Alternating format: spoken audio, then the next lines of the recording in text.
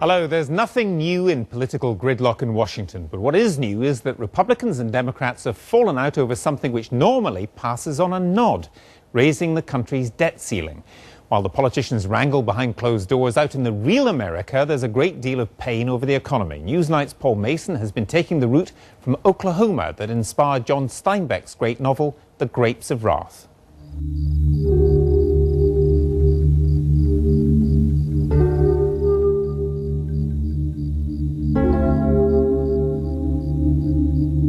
To the red country and part of the gray country of Oklahoma, the last rains came gently, and they did not cut the scarred earth.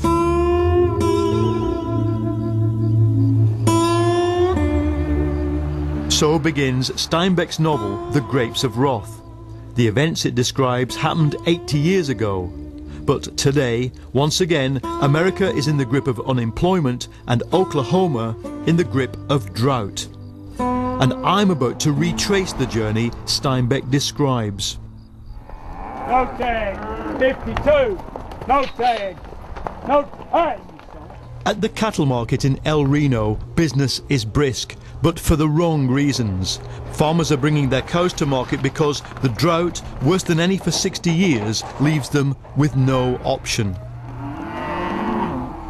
To operate my operation, I need $400,000 or $500,000 a year. Yep, to keep it flowing. Credit. Brett Porter farms 3,000 hectares, but cotton, wheat or beef, it's all failing. I've got It's been bad. I've had to sell my calves earlier than what I normally do. Last week, I sold half my mama cows. Does it ever make you feel like giving up? There's been a lot of nights that I don't get no sleep. Really? Because I stay up worried about how am I going to stretch this out? How am I going to make this work? But I believe in the Lord, and He'll get us through it. 51 to Hoover Bowl, 51. At the cattle market, prices are falling, but unlike in the 1930s, the whole farming system is underwritten with government subsidies and loans. But now, even that's under threat as America moves to cut federal spending. So, at knockdown prices, they're selling their future. In the 1930s, tens of thousands left this land and set off west for California. The experience still haunts the landscape. The old route west, Route 66, has been replaced by Interstate 40. But 66 is still there, just at the side.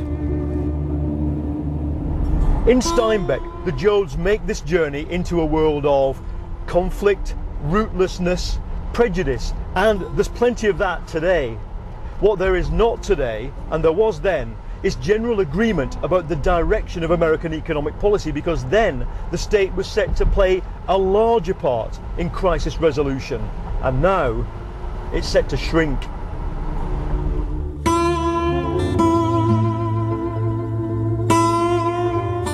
The journey through Texas and New Mexico takes you into a whole different landscape. Today, it's normal for Americans to move home to look for work. The rootlessness that shocked Steinbeck is almost a way of life. As a result, amid the desert, boom towns and boom suburbs that have now turned to bust. The families learned what rights must be observed. The right of privacy in the tent, the right to keep the past black hidden in the heart, the right to talk and listen. That's how Steinbeck describes the camp for homeless migrants the Jode family turned up in. Joy Junction is a modern shelter for the homeless. Normally the families who come here are coping with drink, drugs, domestic violence, but now there's a new kind of customer, the American middle class. This man was, not long ago, the manager of a vehicle fleet. They lived in a motel, but his unemployment money ran out. You know, when those secure jobs, when you lose one and you have to downgrade, then you have to downgrade your lifestyle, and sometimes those bills, they start racking up. And you only get further and further behind, and after that catches up a couple months, then you start losing stuff. Yeah. Cars start getting took, can't pay your note, you end up here. Ma'am, can I ask you how it's been for you to cope with all this? It's stressful. What's the toughest thing? I mean, you've been here how many nights now? We're going on our second week. Second week. And what's the hardest thing about it? Well, just having my kids here. Yeah. Yeah. Yeah. That'd be my number one concern. The experience of Albuquerque gives me a whole new take on the motels that have been flashing past me on the freeway. Look closely, and many of them are housing the hidden homeless. What role does a place like this play in the whole housing and homelessness system?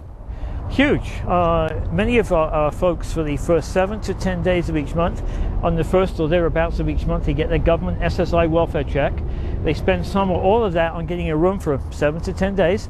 Then once the check runs out, they emigrate or migrate down to Joy Junction. So it's like an alternating system. It is. It's a reminder of the basic fact about this recession. It's a housing crisis. Many Americans can't afford to put a roof over their head, and home repossessions are still rising.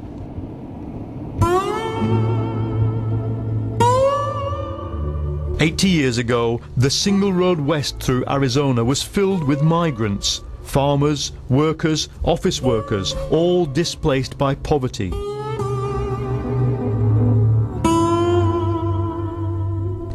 This landscape of cactuses and vast canyons must have seemed to them like a different planet.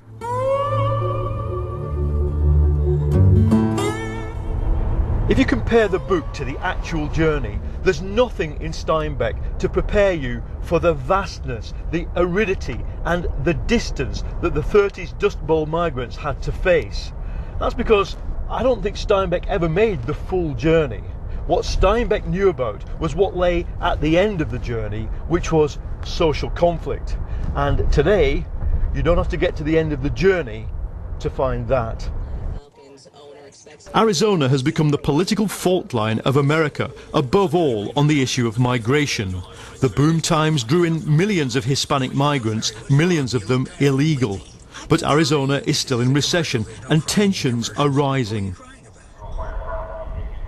At this jail in Phoenix, the inmates are forced to live in tents.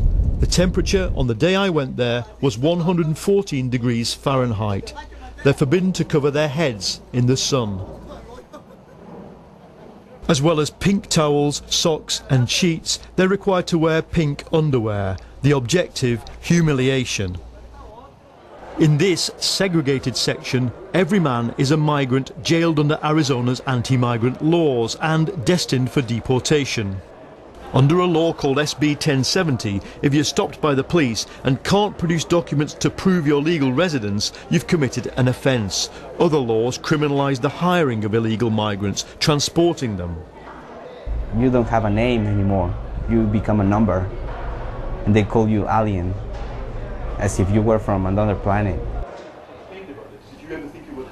Fernando Lopez was picked up for driving without a licence. He spent a month in the prison system and is now on bail fighting deportation.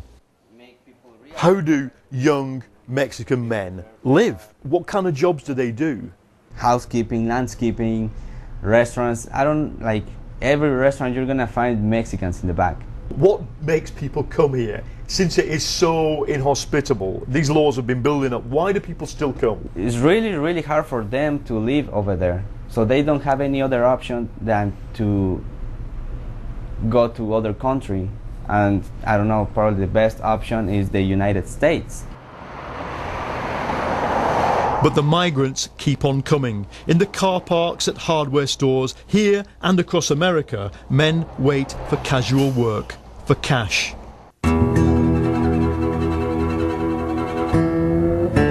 The last part of the Jodes' journey would be the most arduous and tragic. They'd run into strikes, vigilante squads, roadblocks. In the 30s, people made this journey because at the end of it, there were jobs. But for the past year, America's been going through what economists call a jobless recovery. And Right now, even the recovery itself looks like it's stalling.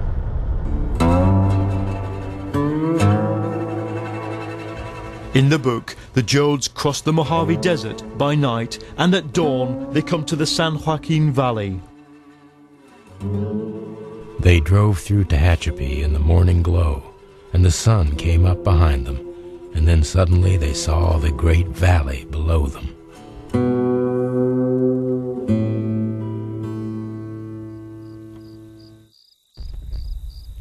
In Steinbeck, the migrants come to California to look for work, and they find work, but the book is a metaphor for something else. It's about the search for a new economic model that can create jobs, sustain growth, and drive America out of recession. And that's a question they still face, even in a place like this. The Jodes' journey ended in Bakersfield, Kern County.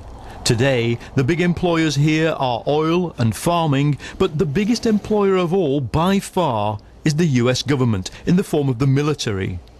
When America boomed, Bakersfield boomed. The population grew by a quarter in 10 years, but now 15% are unemployed and 1 home in 70 has been repossessed. All across the South, I found the same basic problem. Not enough jobs and not enough credit to revive the housing market. And in politics, there is plenty of wrath. Paul Mason reporting there.